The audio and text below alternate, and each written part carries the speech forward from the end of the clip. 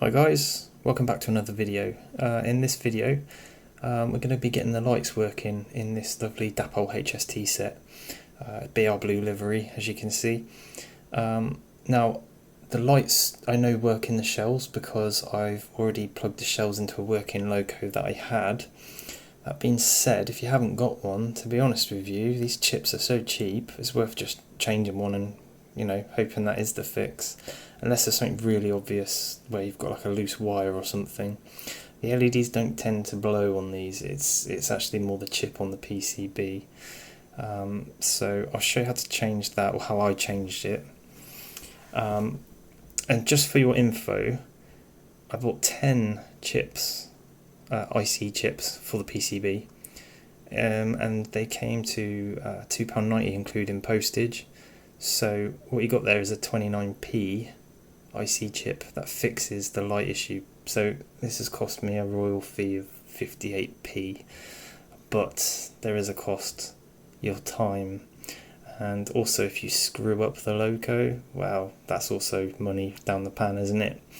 I can help you out if you do need help changing or fixing your HST, so by all means get in touch, but it's not about that. What this video is about is how to do these properly, because I did show an EMR video in the past where you basically you can use diodes instead of this chip, but today, absolutely today, we've got a proper chip, and I think that's what's going to fix these locos. So without further ado, let's get on with the video, shall we?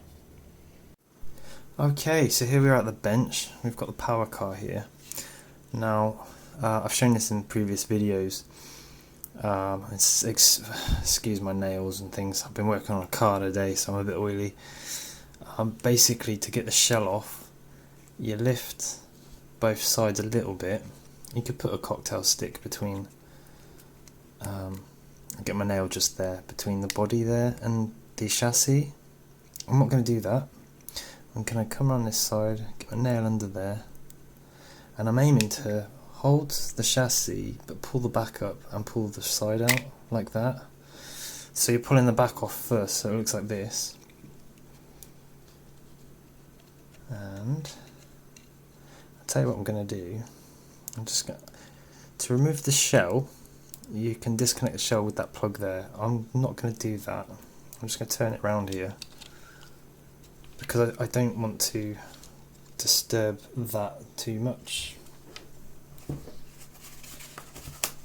The plugs, or the connectors going into the plugs, are a little bit fragile, so I'm just going to put a bit of paper there like that. Okay, so next thing to do is remove this blanking chip. Now the dummy is going to be the same as this except it won't have a motor in it, and the chassis is actually going to be plastic, but follow along. Take the blanking plug out, and on here it goes 6, 5, 4, 3, 2, 1, and that's the top. Don't need to worry too much about that, because on the chipboard itself, I believe that also says it. Yeah, it does. Underneath there you see 1, 2, so 1 dictates pin 1. The reason I've just taken the blanking plug out is just to get access to these screws. So there's one there.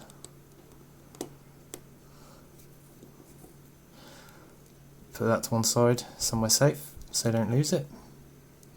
Then under that bit of tape, there is another screw.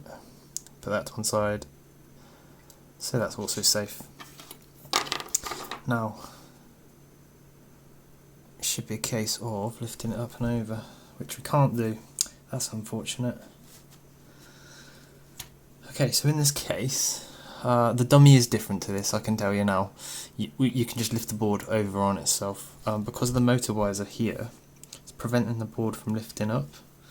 So what we actually are going to do here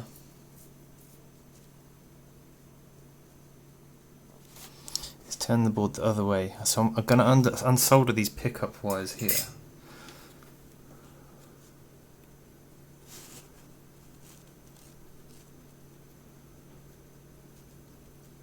That's one.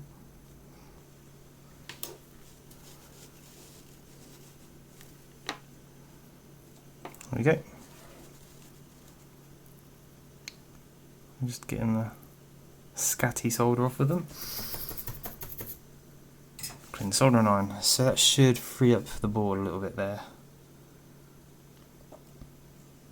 And it has done. So you can see I'm just turning it over on itself like this.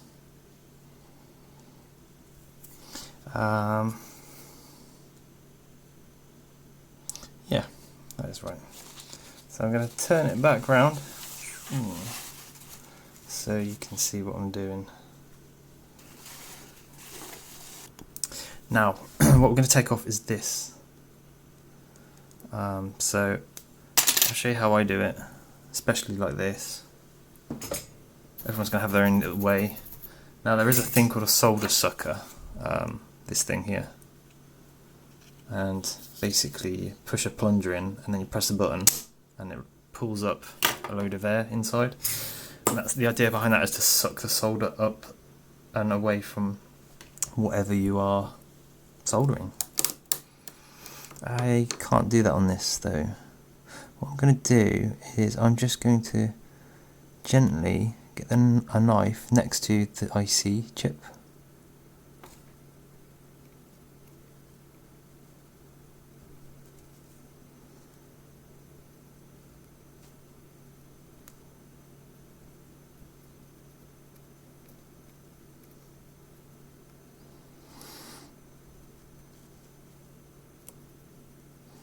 And it will lift little by little.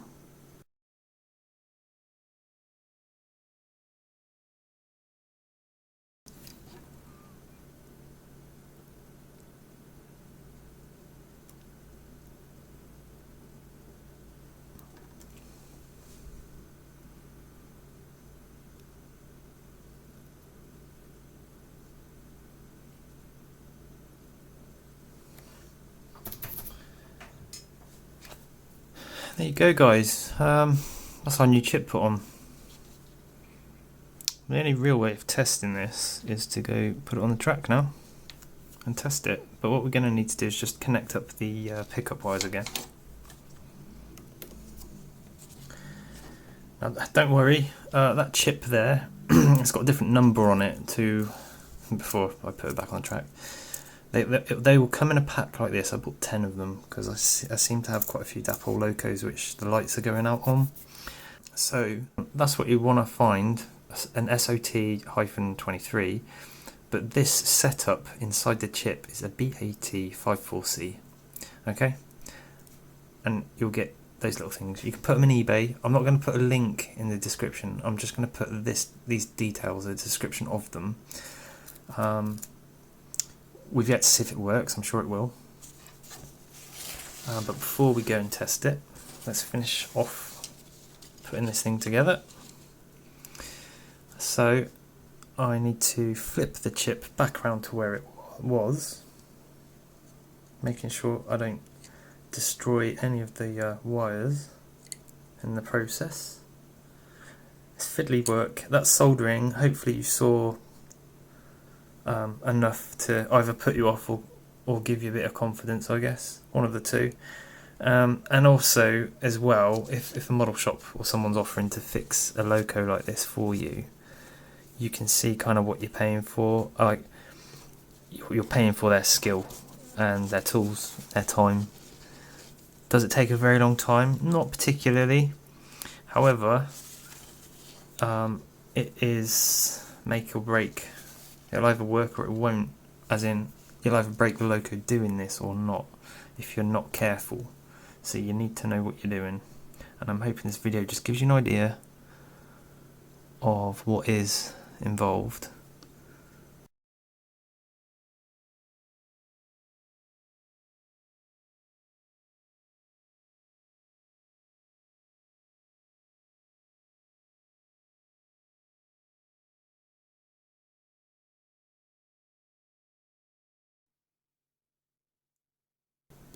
So, fiddly screws. Now, which one do these go on? Oh no. Look at the front of your loco. Okay. So on the front of the loco, we've got the red one on this side. So our red one will be on this side here. That's not always the case. Your best bet would be to actually take a photo of what you're doing before you take a photo of these before you take them off. For me, see, I've got this video to refer to if I had to, and actually now you do too if you've got the same wire colours.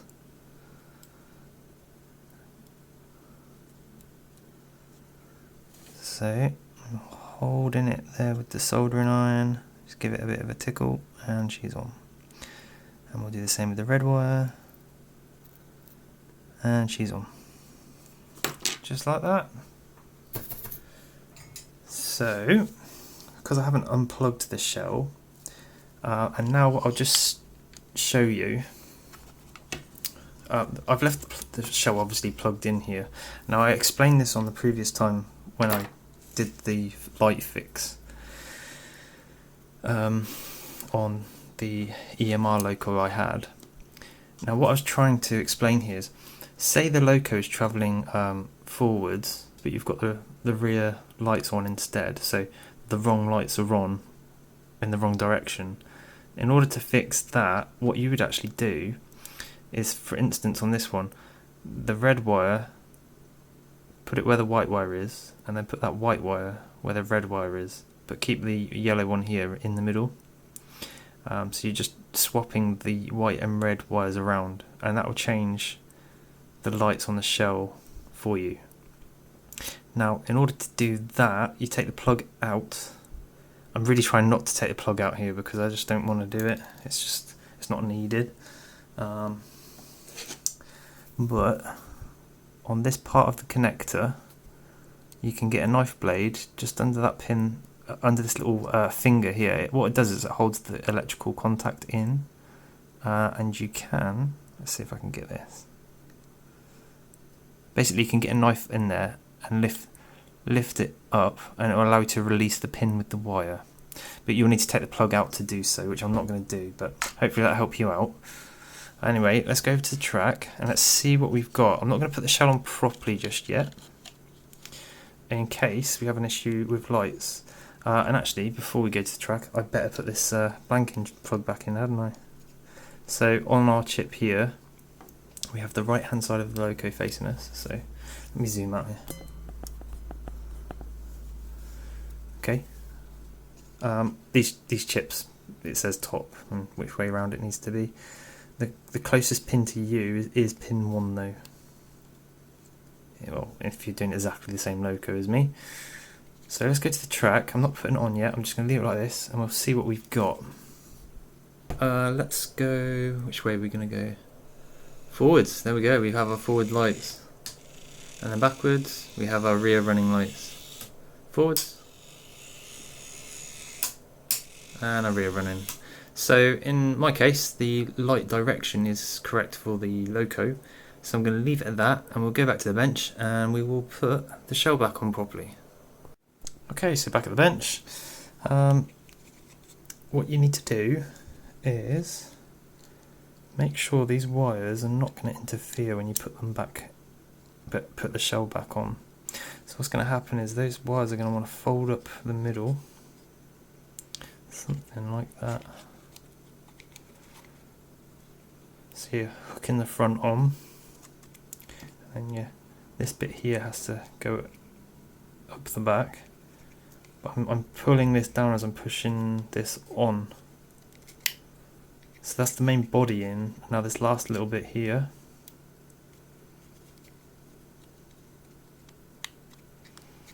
it just goes on like that. There's a few little bits that poke you out.